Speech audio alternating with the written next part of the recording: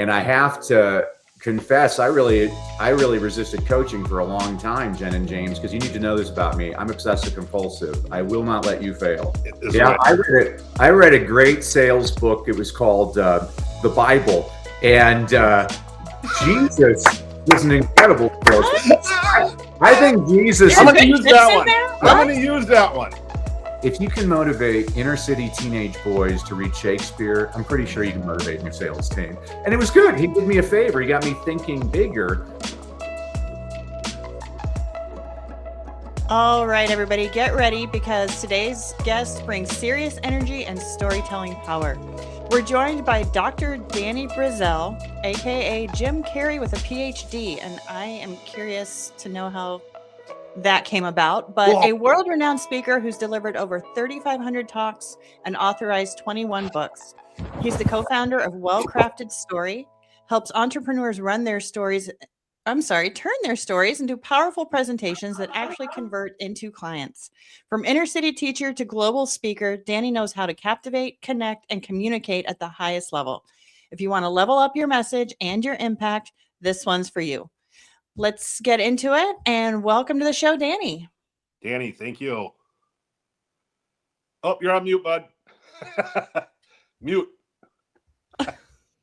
Well, geez, that's my wife's biggest dream is to mute me. So you already got that. Well, thank you for that kind introduction, Jen and James. Yeah, absolutely. Nice to spread joy around the world. We need a lot more of you. Yeah, I'm so excited to hear. We talked about that before in their last one, just spreading joy. We're too mean to each other as humans. Absolutely, and life's too short. I have a philosophy in life. I take my job seriously. I don't take myself too seriously because I ain't all that. Neither are you. And if you think you're all that, teach kindergarten for a week. The little ones will teach you. When I was teaching kindergarten, I had a little girl, LaShonda. I'm like, LaShonda, question. She's like, Miss Brassell, when are you going to trim your nose hair? I'm like, this afternoon. Thanks for bringing that to my attention. I ain't all that. But that's great. They are brutally honest. I'm like the kindergartners. I'm brutally honest sometimes. Absolutely. And sometimes it's good and it's bad. Right? I mean, some people really do appreciate that, and then other people they don't want to appreciate that. So hey, sometimes I'm like your wife. I want to find the off button, and I'm just like, take a minute. Yeah, I don't know how long you've been married, but we're officially working together for the first time. Even though we've been in business for almost 10 years, we own a flipping business. We flip houses. Nice. And now we're franchising. That's one of the reasons why we're doing more podcasts. We want to get people out there and understand who we are, what we do. So yeah, it's I want to let you know what we do, and how it can maybe pertain. I want to do something that I saw what you do 3,500 times on an audience. I think I can hold a crowd. My problem is I get scared, and then I all of a sudden I veer off. I get off topic too damn easy. I got ADHD squirrel syndrome is what I call it, right? But I got a lot of good stories. Jen knows that I got some stories. I've been in Iraq, Afghanistan, all over the world, and it's like. And a firefighters have stories. So, what keeps you? How do you engage an audience for that long? How do you keep an audience? Maybe I'm jumping a little bit too soon, Jen. Yeah, I want to know how you got the nickname the Jim Carrey with PhD. Like, did you get my joke when I said alrighty then? Alrighty then. I was lucky. Well, because when I first started speaking, I spoke primarily to teachers, and one of the teachers in the audience, she complained to me. She's like, I brought all this work to do, and I got nothing done because you were so entertaining. You're like Jim Carrey with a PhD. I was like, oh, I'm going to use that moniker. That's pretty good. There you go. And just like that, there it is. Yeah. So you do a lot of speaking. What's kind of your path here? What was your journey? How did you get into doing this? Yeah. So Jen, if I was going to write an autobiography, it would probably be called Pivots, because I feel like I've already lived 9 lives. 30 years ago, I was a journalist covering President Bush Sr. in the 1992 presidential election. I loved my job. I got to meet every editor of every major daily. And one editor offered me the city beat for $16,500 a year Meanwhile, a friend told me they were hiring teachers in South Central Los Angeles for $25,000 a year. Oh, I geez. became an educator for the noblest of reasons, for the high pay.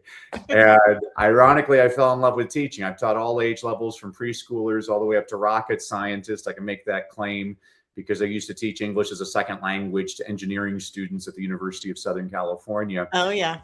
Yeah. And in 2005, my wife and I attended a real estate seminar, which turned out to be a scam, and we lost everything financially. And I could give you the woe is me story, but I'm a positive person. I learned a lot from that experience. First of all, I learned that my wife is my soulmate. I put her through the ringer and she stood right by me. She's a pretty incredible person. Aw. Second of all, I learned money's not everything, because you can lose money just like that.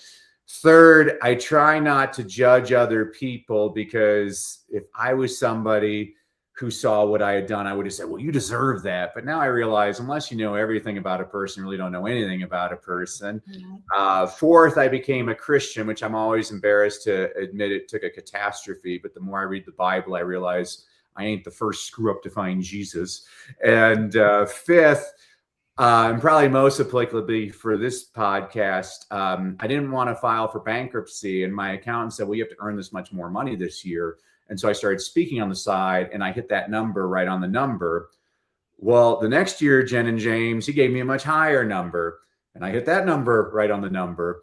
And so in year 3, I thought, well, maybe I should set a higher number. And basically, during one of the worst economic downturns in American history, I was able to build up a highly lucrative speaking business, which eventually attracted the attention of some pretty famous people and companies who were asking me to coach them.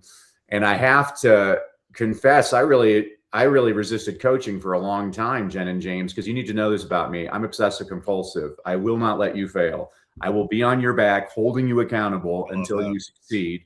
Well, now that I work primarily with entrepreneurs and business owners and executives, I find that they're highly motivated. They do the work, and it's probably been the most rewarding work I've ever done. So we can go down whatever path you choose. I was attracted to you guys with your real estate. My wife used to flip houses.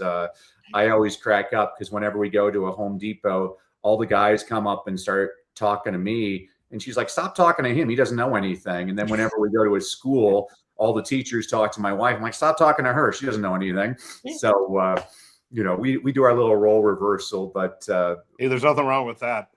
Well, James, the rule we had before we had kids was I was always right and she always got her way. But then once we had the kids, now she's always right and she always gets her way. It seems to work for us. Hey, producer Brady here. Are you a wholesaler or real estate investor? Let me tell you about my friends at Easy REIClosings. They are the world's largest transactions coordinating company designed by investors for investors, and they handle deals in all 50 states. Their mission is to take the admin work and closing coordination off a real estate investor's plate so that they can focus on the income producing activities to help their companies scale. If that sounds like something you could use, check the link in the description down below and get more information. Now let's get you back to the video. How many years have you been married? 24. Okay. So yeah, it adjusts, it pivots as you go through the different seasons, but yeah, we'll be 27 this year. Nice. I always call her my first wife just to keep her on edge. He does the same thing, and people kind of. I introduced her as my first wife. This is my first wife, Jen. This is my first wife. He does the exact same thing. Not to get completely off topic, but I always like to say things to get other people to go. Yeah. Just because my wife knows me, she knows I love her. I can say anything. Everyone else goes, how'd you say that and get away with it? I go, because she knows the truth. I'm only going after you. I'm not going after her. Yeah. She knows that. Yeah. He's just going for the reaction, and I love that reaction because it just catches people off guard. Absolutely. At the end. So, what's your message now? Like when you get on, let's say, because this is something that we would do. We would hire you once our masterminds get bigger, and we get up to 50 to 100 franchisees. We like to bring people in. That's what we do in another group. We bring some people like you to motivate. It's to motivate those entrepreneurs. I don't know if you've ever heard of Investor Fuel. Of course. Mike Hambright. Mm-hmm. Yeah, Mike Hambright. speakers and stuff. And maybe you even spoke for him. We've been part of their group for about 5 years now. So what's your, in a kind of a nutshell, what's your message that you're trying to get across, that besides being, Stuart Smalley, what was that one guy from Saturday Night Live? You're good enough, you're smart enough, you're gosh darn it, people like me. Right. That's right. Your former senator. Right.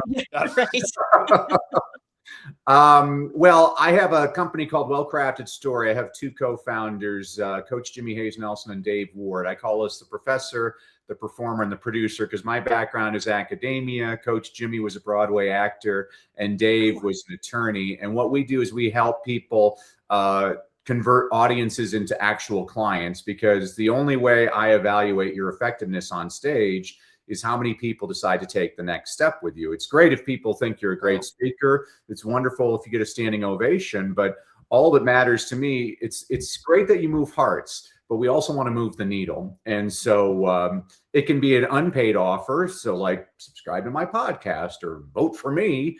More typically with our clients, it's usually a paid offer, like invest in my coaching program or buy my product. We want to know our numbers and look at how many people are actually taking that next step with you. And so what we do is we have a formula. You have to bear with me. I'm a former teacher, so everything I do is either alliterative or it rhymes. And so we call it the 5 C's process for creating a well-crafted story. So well-crafted story, politicians would call this a stump speech. I've heard people call it a signature talk. You can call it peanut butter and jelly. It doesn't matter what you call it. It's basically a presentation that's going to be so ingrained in you that you introduce yourself to new audiences. It'll be as second nature as the Lord's Prayer or the Pledge of Allegiance. It's flexible enough that you can deliver it one to many, one to few, one to one. You can do it virtually. You can do it in person. You can deliver it to a ballroom, a boardroom, a conference room, a courtroom, a classroom. One of my clients delivered his in a restroom. Hopefully his call to action was wash your hands. But see. And so the 5 C's basically in a nutshell, before we put together the presentation, you need clarity. And then once we have answered our clarity questions, then we get into connect with your audience, teach meaningful content that actually serves your audience, have one clear call to action, and finally have an emotional close that gets people hopping up to want to do business with you. So we can go down whichever path you want, guys. Well, I love that you say that, because that's obviously what Jen and I are on, what we're doing right now. Yeah. So we have franchises, and that's what we're going down. We have 3 franchises already, Orlando, Knoxville, Tennessee, and San Antonio, Texas. Right. And now Jen and I, this is why we're doing the podcast. This is, it's not something new where husband and wife get on, right? But we're trying to make it different, like how can we be a little bit different than everybody else? How can people, the likability? What I'm also finding is I did not go to college. I was a firefighter. I fell into this business as something extra to do. And then all of a sudden my hobby turned into my workplace. And then all of a sudden I'm like, all right, this is what we're going to do. And it's turned into a different lifestyle, which is why we flip houses. It's not really for the money. It's for the lifestyle. It's being able to do whatever we want to do when we want to do it. Right. I love that, because this is something I always tell people. There's 3 motivations in your audience, and if you can address them, you're going to be a much more effective presenter. So I basically call it the 20-year-olds, the 40-year-olds, and the 60-year-olds. The 20-year-olds are all interested in how can I increase my income. The 40-year-olds they've made their money, but they're not spending enough time with the family. So they're interested in how can I increase my freedom. The 60-year-olds, they've done all of that, and they're like, is this all there is to it? And so they're interested in how do I increase my impact? So if you can address income, freedom, and impact, you're going to move the needle much farther. And that's what we're always looking for, is how do we increase that conversion rate in your audience? Right. And then what's your, I'm hearing a lot of talk, chatter, whatever. I'm not the smoothest talker. I mumble, I make up my own words sometimes. And I always thought that was going to hurt me of just talking, but I come across as genuine, and that's how I'm supposed to. That's just who I am. I'm not that guy that, look at me, you can flip houses and own this Lamborghini behind you too, I don't care for people like that, to be honest with you, because I look at it as a whole. I think we're all kind of what we were talking about when we first started the conversation. You know, you want to help everybody, but I still want to help myself. Yeah. Right? Well, we can continue with the Minnesota theme. Your former football coach, Lou Holtz, is one of the best speakers I've ever seen. And he has like a speaking disorder or whatever, but he tells great stories. I tell people in the age of AI, I don't believe in artificial intelligence. I believe in authentic intelligence. And so probably the best strategy I share with people is stop sharing your successes. Start sharing your failures, because not everybody in your audience has succeeded, but they've all failed. And the more you show your own failures, the more your audience is going to see themselves in you. And that's what you're ultimately trying to do, is to connect with your audience. These people that are mechanic. Yeah, I know exactly what you're talking about, because I'm addicted to watching speakers. I used to actually go to infomercials because I'm just, and you know, this one guy had his hair slicked back like Pat Riley's in the suit. And he's like, there are two types of people in this world: good, hardworking people and rich people. I'm like, ugh, I got to take a shower after watching this. He was so slick, and he's like, oh, you know, here's my Ferrari, and I can't sit down because of all the $100 bills in my back pocket. And, you know, I'm like, I can't sit. And it was funny. It was funny. You got me thinking about this, James, because one of my coaching clients, she thanked me the other day. I'm like, what are you thanking me for? She said, thank you for not using your faith in your family to sell your services. Because I've just never liked that. Oh, I'm this religion, and so you know, you should trust me. I'm like, you know, I'm Christian. I've been burned by more Christians than anybody else, you know. So I'm not using, and I don't my private life is meant to be private. So you know, it's like, this is probably my problem with social media is everybody puts their best foot forward, and I'm like, you know, it's kind of. Have you guys ever been to Disneyland to the haunted house ride? Yeah. Haunted house ride. That's what I think social media is, because when you step in, you're in this room and you look and there's all these paintings of happy people, and then the room starts going down. We were just there in you see like the girl with the parasol smiling, and it turns out she's on a tight wire above an alligator, and then there's a guy smiling. It turns out he's on a barrel of dynamite. And like, that's social media.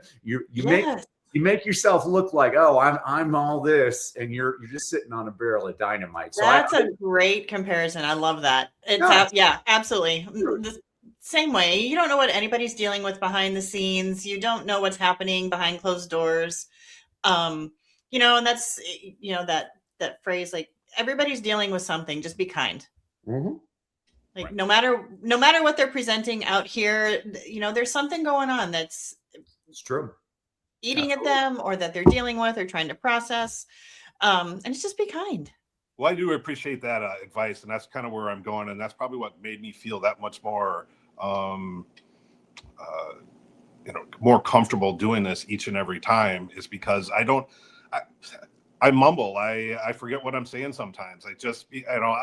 Jen always says, man, it must be hard sometimes being you, because your brain is firing so much. Mm-hmm. Sometimes if I don't speak it out right then and there, I lose it. Well, and when he started a couple years ago, he got up at an Investor Fuel event, and he knew going in, so he was kind of spiraling and obsessing over it. But we just kept saying, it doesn't have to be polished. Get up there and just own it from the beginning. Like, hey, I'm James. I'm going to make up words. I'm going to lose track. I'm going to follow the shiny object, but we'll just see where this goes. And everybody went, cool. I mean, it was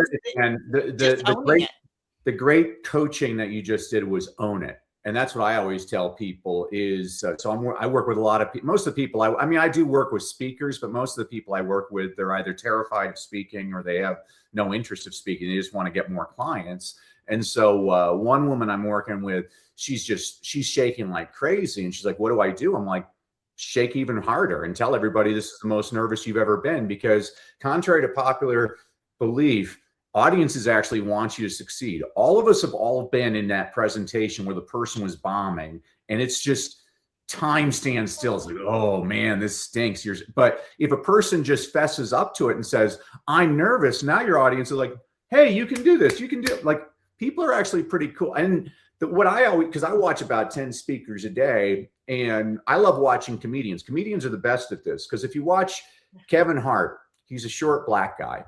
So he makes a lot of jokes about being a short black guy. If you watch Jim Gaffigan, he's a big fat white guy. So he makes a lot of jokes about being a big fat white guy. What they've done is they've taken their perceived weakness and they've turned it into their strength. I did not advise President Biden or President Trump, but if I advised them on their speaking with President Biden, I would have said, make fun of your age.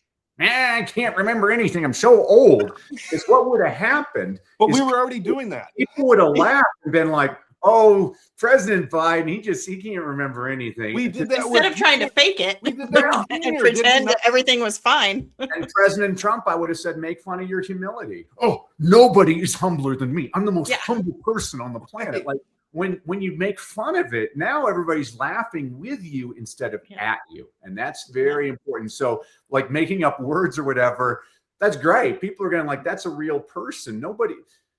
I can't stay. It's kind of like going to a party and the person next to you is like, oh yeah, my 3-year-old just wrote another symphony. And I'm looking at them like, well, my son, he just learned how to pick his nose with 2 fingers at the same time. I'm like, and it's actually one of the things I say so I'm working with a guy right now from Saudi Arabia. He's climbed the highest peak on all 7 continents. He swam with sharks in Madagascar. He did the Iditarod in Alaska. I look at him like, nobody can relate to you. Nobody in your audience has climbed Mount Everest, but I guarantee you, everybody in your audience peed their pants when they were 6 years old. That's a good connection story. That's something that's real. That's what people want. They want real. We are in an age where we don't know what's real anymore. And so like the like I have no problem with people doing ums and making up words and things like that. That's actually, I would tell people that are polished to study how to make those mistakes. Not to be polished. That's the truth. Yeah, I think it comes more authentic when we're having a conversation, and that's what I've always tried to do. I never even realized I was doing it until I started looking at some studies of how people sell, and I was asking the presenter we're all done, and we still use him today. Martinez, John Martinez, you ever heard of him? No. He does the sales techniques, and now it's Jerry Green. And I asked him, I go, hey, you're teaching this. Is there anybody who just knows this naturally? He goes, yeah, about 5% of the people. I'm one of those 5%. It's like I know how to do empathy I'm not trying. It's just the way I was raised or just the way I've always been. I'm like, I actually do give a shit. I mean, at the end, sorry, my French, but I love asking hard questions. I love sitting in front of somebody and talking. I love sitting in front of the black lady in Minneapolis because everybody stares. And I want everybody to stare because, look, we can do this. We don't, if more and more people do that, we're going to be a better society. I read a great sales book. It was called The Bible. And Jesus was an incredible sales book. I think Jesus. I'm going to use that one. I'm going to use that one. Okay. You're not stealing from me, James. You're liberating from me. So Okay, that's fine. But I mean, if you look, I always laugh when I read the Bible because I'm like, Jesus is the most frustrated teacher on the planet. He's got 12 he's got these 12 dense dudes around him and they can't figure out what he's talking about. And so here's what he always says. He's like, all right, let me tell you a story. Yeah. Great sales strategy. So watch it. I bet you 9 out of 10 non-Christians are familiar with the story of the prodigal son. They're familiar with the story of the Good Samaritan. They're familiar with the story of David and Goliath. I also bet you 9 out of 10 Christians cannot tell you the 10 commandments. And the reason is because the 10 commandments were not presented as a story. They were presented as a PowerPoint slide with 10 bullet points that you were supposed to memorize. People don't remember that. And so the sales technique is like I have people all the time say, oh, I don't know how to tell stories. I'm like, really? You've never had dinner with anybody? Yeah, I eat dinner all the time. Oh, you don't tell stories to one another? Well, yeah, it's the same thing. That's all you have to do. How are you connecting? You're trying to figure out, like we were off air and you said you were from Minnesota. So I immediately was trying to figure out ways to connect with you in Minnesota, even on the podcast. Now I'm like giving you Minnesota examples or whatever, but those are the most basic ways to connect with human beings.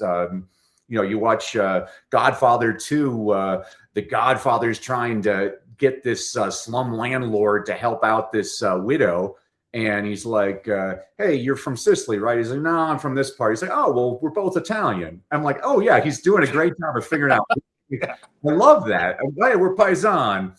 What can we do? And this is what drives me nuts. We were talking about this also. I'm like, the politics in this country. I'm like, folks, we're not Democrats and Republicans. Let's start remembering we're all Americans. Like, let's figure out the common. You're absolutely right. Stop it. Let's stop saying you're different, so I hate you. I mean, let's say you're different. That's really cool because you know things I don't know. Hey, Let's Danny, learn from each other. Let's have those conversations. Like James was saying, our good friend she's passed away, but she was African-American lady, and they would sit and have these conversations, and they wanted to do a podcast, and she got sick, unfortunately, and they weren't able to, but I'd sit down and have those hard conversations because James would ask questions, and then Priscilla would ask questions about, well, why do white people do this? And James is like, I never thought about it. I don't know. And just, it's okay to have those hard conversations and ask those questions. People just want to learn. How can we come together? It really comes down to it, Danny, that I'm really getting tired of answering like, what race are you? And there's only one race, human race. That's it. I'm getting tired of this, because now everybody automatically goes to that and starts judging off of that. It's like, just stop. We're all just doing the best we can. Everybody's just here doing the best they can. It's not a competition. It's not, we're all just trying to live. The older I get, Jen, the more I realize I don't know that much. I have my favorite Post-it note that I have on my desk says, "What if I'm wrong?" Like, maybe everybody should step back and say, maybe I should listen to the other person. And again, you don't have to agree with other people. You don't have to be disagreeable with everybody. Like, I can respect you, listen to you, disagree with you, and we can still go out and have a beer together. I'm not going to be this jerk that's, oh, well, you're this person and you're like, people love to label, and nobody's one dimensional. Yeah. Hey, Danny, we're going to look at a bunch of more questions to ask you, but at this time, I always say about halfway through, is there anything that you're like, hey, is there something I can help your audience? The audience wants to reach out to you, wants a little, maybe some more on coaching. I don't even know if, that's part of what you want, but I always want to give everybody a chance to get their message across if they have one. Well, as a thank you for having me on your podcast and having to bear with me, I always like to give everybody a freebie. So if you go to freestoryguide.com, guide like a tour guide, freestoryguide.com, I'm going to give everybody their own complimentary, well-crafted story blueprint. What this is the actual process that I help our clients go through to help you create your well-crafted story. What this does for you is it takes the guesswork out of what story should I use and where should I put it in my presentation. And what this means for you is you now have a clear system on how to convert any of your audiences into actual clients. You can get that at freestoryguide.com. And I practice what I preach. I always have one call to action, and that's the important, I tell people this all the time, and one of the biggest mistakes in presentations is multiple calls to action. So I'm on at least 5 or 6 podcasts a week. And yesterday I was on a podcast, and the hostess at the end, she said, I hope you enjoyed today's podcast. Make sure you like, subscribe, and give us a 5-star review. We got off the air. I told her, I'm like, you just asked your audience to do 3 different things. They ain't going to do any of them because people are lazy. And again, former teacher, everything rhymes. So I say choices confuse and cause you to lose. You got to have one clear call to action. So the example I always give, if you look at the largest grocery store chains in America, Smith's, Food Lion, Kroger, Publix, whatever, the biggest chains, they're not the number one grocery store chain in America based on sales volume. The number one grocery store chain in America based on sales volume is Trader Joe's. And the reason is when you go to one of these large supermarkets looking for mustard, there's 38 different types of mustard. When you go to Trader Joe's, there's one type. It's called mustard. They made the choice. People's brains can't handle too much information. What happens is when you're bombarded with lots of different choices, you'll see this in your field. You show a person 10 different homes and they can't make a decision. What you do, show them one home. And They make the decision for them. Say, this is the one. This is the one. That's What how do they call my that? brain is like, you know, I'm the mustard scenario. You go in and there are 50 of them. I'm like, no, give me 2. Yeah. I will pick the one that I like, or the one that, you know, label, whatever, packaging, whatever it is. I'll pick and I'm done and I can move on. When I get 10 options, my brain gets overwhelmed. What's That's the saying? Paralysis, but no. Analysis paralysis. Yeah, that's what I would say.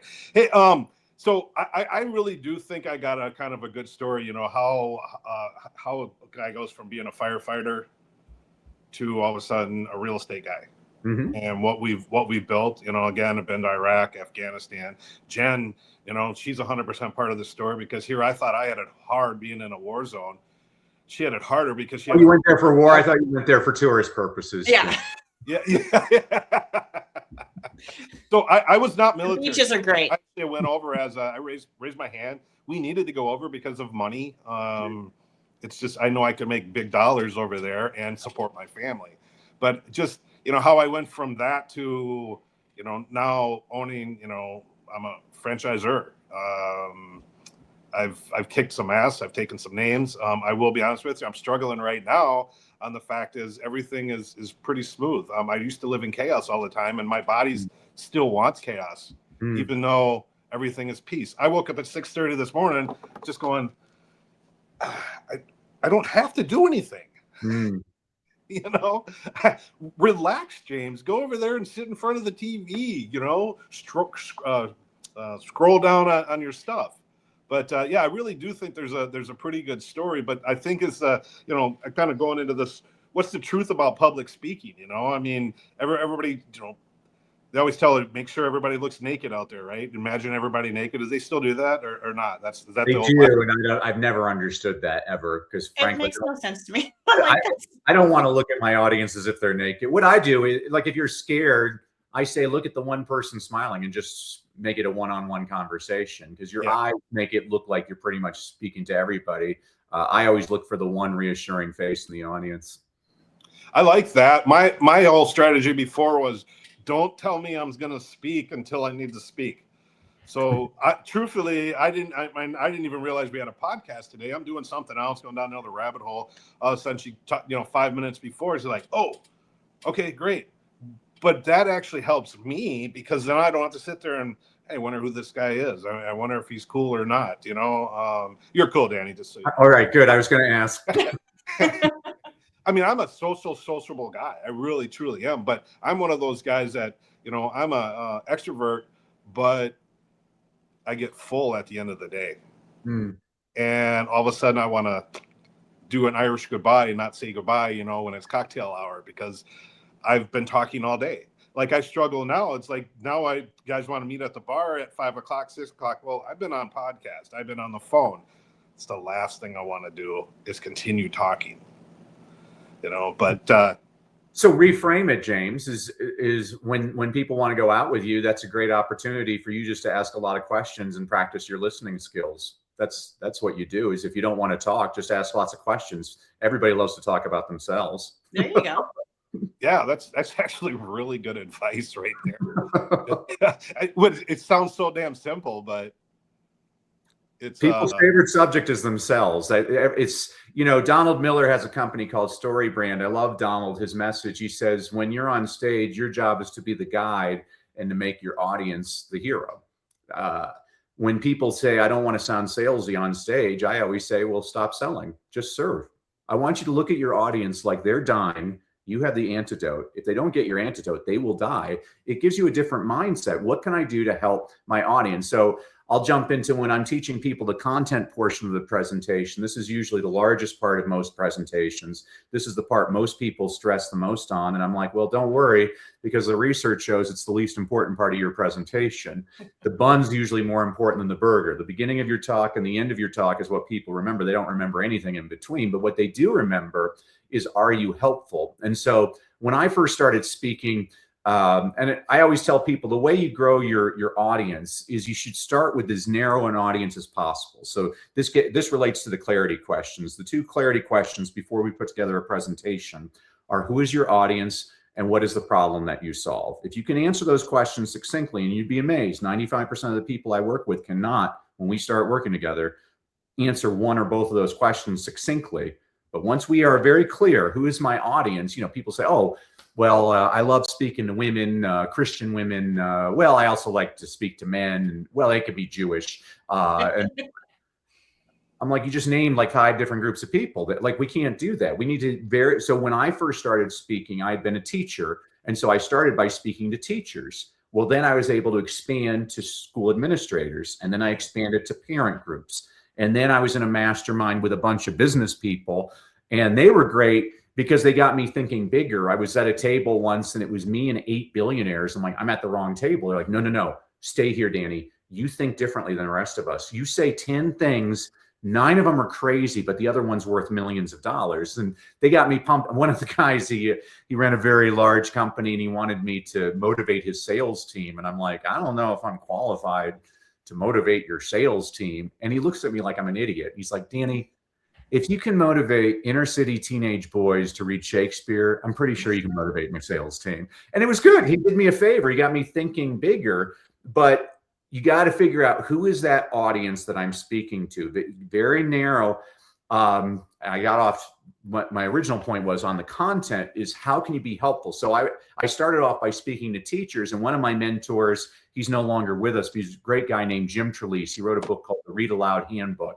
And so what he did is he trained parents how to read aloud to their kids. Well, in the middle of his talk, he'd say, oh, I guess this is going to save your life someday. If you ever lock yourself out of your car, as long as you have your cell phone, call your spouse, have your spouse put your car keys next to her phone. You put your phone next to the car door, it'll unlock the car door. I tried this from 3,000 miles away. It works. Are you serious? It doesn't work with like Tesla's newer cars, but this was like 30 years ago. My Corolla, it worked. I was like, and okay, so here's the teaching point. I watched one time he finishes his talk, at least 5 people come up to him. Oh my gosh, I saw you speak like 5 years ago. I remember that. I locked myself on my car. Oh my gosh, it worked. You saved my life. I've been telling every school I know to book you as a speaker.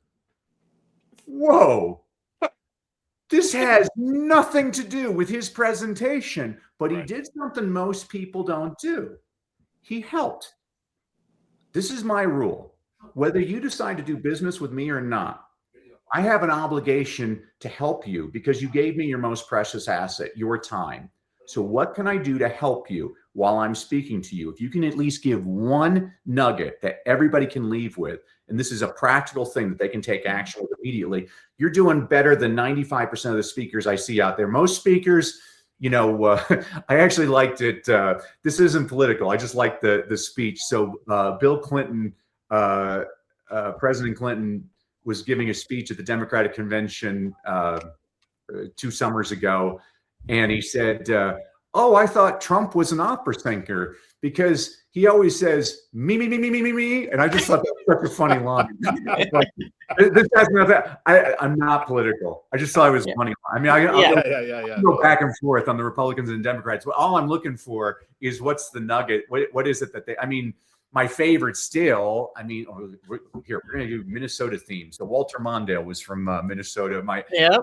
So when Vice President Mondale was facing President Reagan in the 1984 presidential election, in the first debate, President Reagan couldn't remember anything.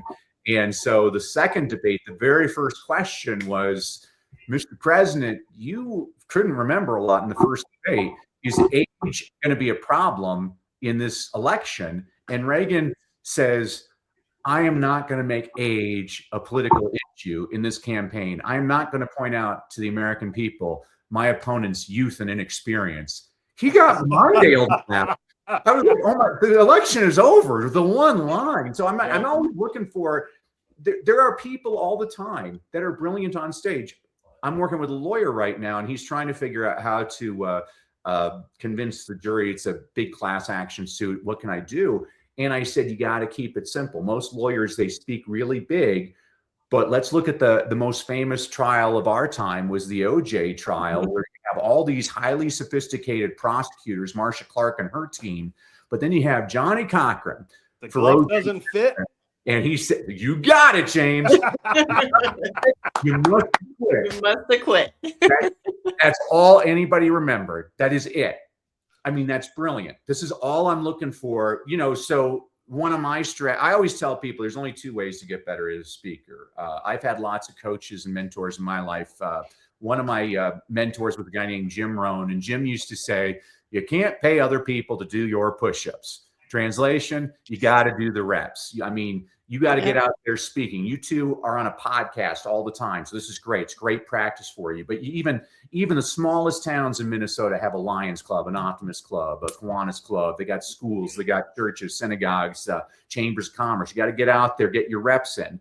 The other way you get better at speaking, you got to watch speakers. I watch 10 speakers a day. I mean, I watch televangelists, I watch politicians, I watch comedians, I watch them in front of big groups, in front of small groups, I watch them in front of men, in front of women. Here's my ninja strategy.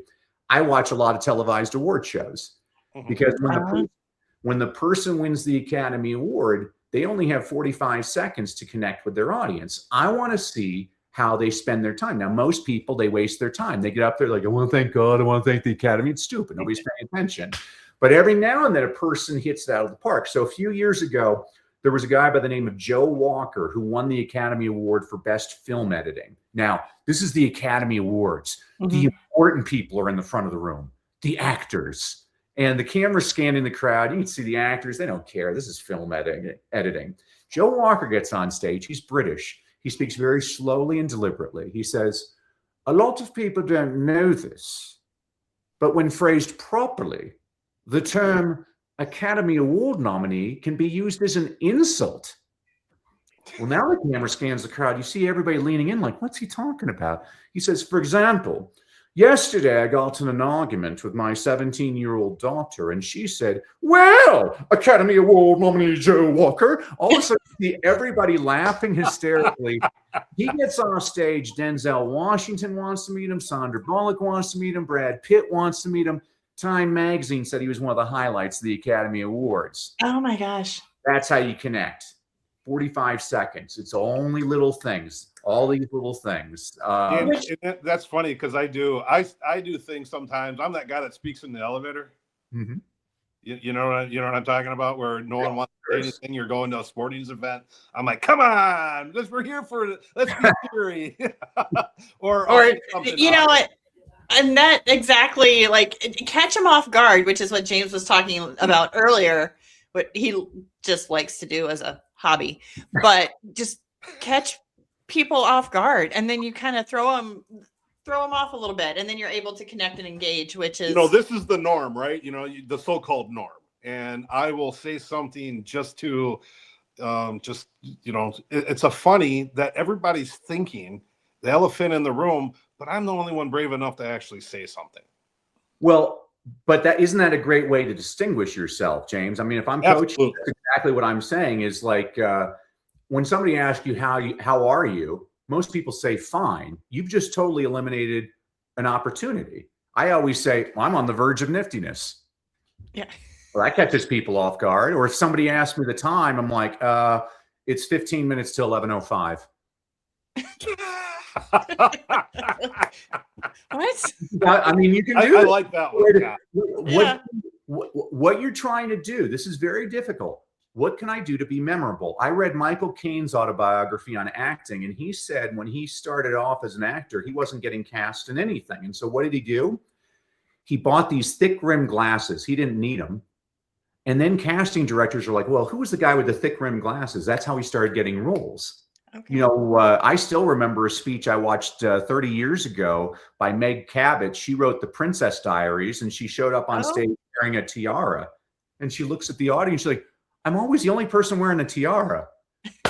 I remember that 30 years later, she used I mean, like, what can you do? What is it that you're doing to stand out a little bit? Maybe that's probably, I didn't even realize what I was doing. I wasn't a class clown. I was the bring it right up to the edge type, where I got the teacher to laugh also and never got pushed out. I mean, I'm probably again, never had detention at all for acting up in class. I made it fun for everybody, and even the teacher. That's the kind of guy that I was, or still am. I mean, I still try to make. I don't put up with as much crap as probably what I did back then, but you know. Embrace well, it. talking about that, like James always, if he ever wrote a book or autobiography or whatever it is, it was always going to be wear the orange shoes, because he always, the home guy's colors are navy and orange, and so he always embraced the bright orange, like his hat, and always like kind of give people something to talk about. That's right. Like, I wear a hat. I wear my one of my other. It's a different. What are they called? On the Scully hats. Yeah, I just, because you know what, I don't care. The driving style kind of. Yeah, I want to be different, but I also don't want to like be elaborate different. Like some people are. They can be a little bit way more elaborate than I don't need to be that. You don't have to be Elton John. There you go. No, that's probably a really good example. Again, that would be a look. One of our things is being like a guru, because we've done a lot of homes in 10 years, and it's probably 1,200 at least. Wow. How many have we flipped? Yeah, and so now we're franchising this model. So I'm always just trying to do something different. Like we came up with a commercial up here, my daughter and I, of undercover. Like I was calling and I was an undercover boss, but I'm calling on a phone. And then she goes, "You're in costume, aren't you?" I'm like, "Yeah." "Well, you're on the phone. Why are you in costume?"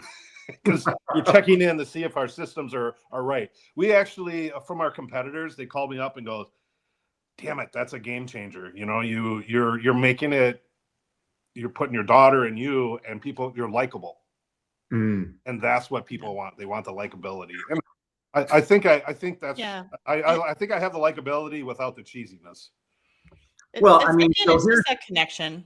Yeah. Well, so here's an exercise you both can do later. This is one of the first exercises I take clients through. So later on, get in comfy chairs with pen and paper, libation of choice.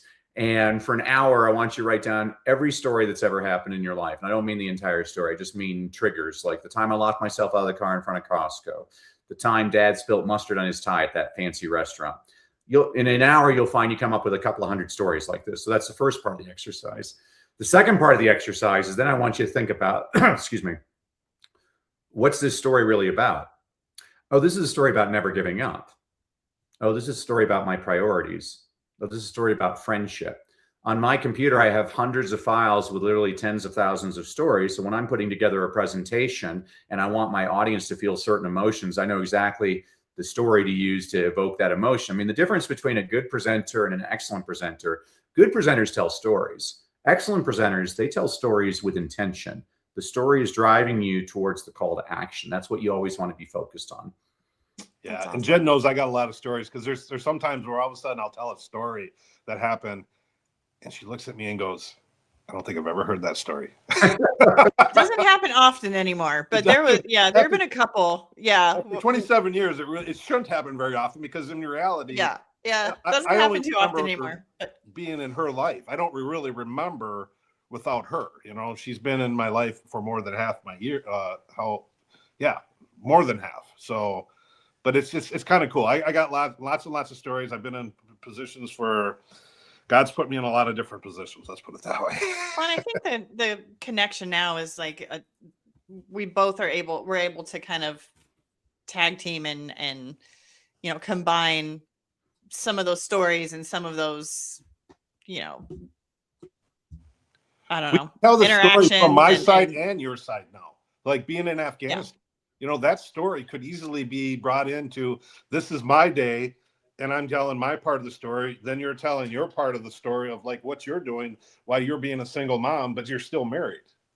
Well, that would be good, because you could do the contrast there between being overseas and being a mom. Like, so the emotion is overwhelm. That's what you're looking for with the audience is, have you ever felt overwhelmed? Like you couldn't handle it? What were the things that you did? These are the things that both of us did in the overwhelm. That's what you're doing. That's a story with intention. She would always hate it because I would come home for 10 days, 2 weeks, And guess who was the fun parent? Yeah, yeah. Because I'm only there for 2 weeks. Yeah. And guess who has to say no when I leave? She does. So there's a lot there, I think, that we could. Yeah, that would be.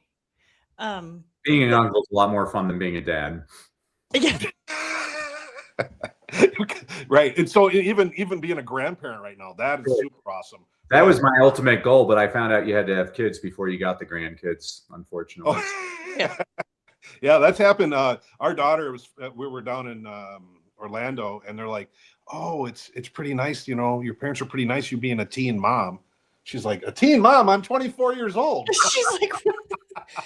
She's like, oh, I guess I'll take that, you know, but she thought it was pretty funny. They're like, they're so supportive of you. And she's like, well, why wouldn't Well, they I be? guess we looked extra young, and then, you know, then that makes the daughter, there's no way that could be their baby unless they're, you know, 17, 18 years old. I'm like, no, that's what we like. I'll take it. It's fine.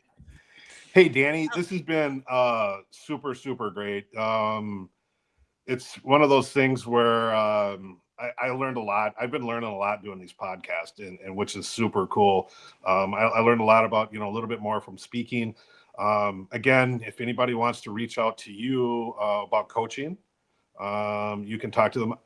This is something that within the next year and a half, I need to get better at writing a speech. Maybe I need you, maybe I don't. I don't know. This is the journey I'm starting right now. Again, I like it. It's something, I was that kid, Danny, in 5th grade, 6th grade elementary school that wanted to do the verbal book report because I didn't want to write stuff down. So I appreciate all the tips. Jen, you want to say anything at the end here? Or? Yeah, this has been great. Danny, you gave us the link again. Give us that website again. Where people can freestoryguide.com, guide like a tour guide, freestoryguide.com. You'll get your well-crafted story blueprint, and I'm sure you'll be placed on some kind of email list for the rest of eternity. So you can contact me that way. It's all awesome. good. We'll get Brady, our content guy, to drop that in there. And if you're interested in hearing about a Home Guys franchise, or just talking to James or myself about any of our stories, then yeah, shoot us an email. Brady will drop that in there as well. homeguys.com, or Jen at homeguys.com, and James at same. Actually, it's homeguysusa.com now. But yes, thank you so much, Danny. We appreciate it. And really do we'll appreciate talk it. to you soon. Awesome.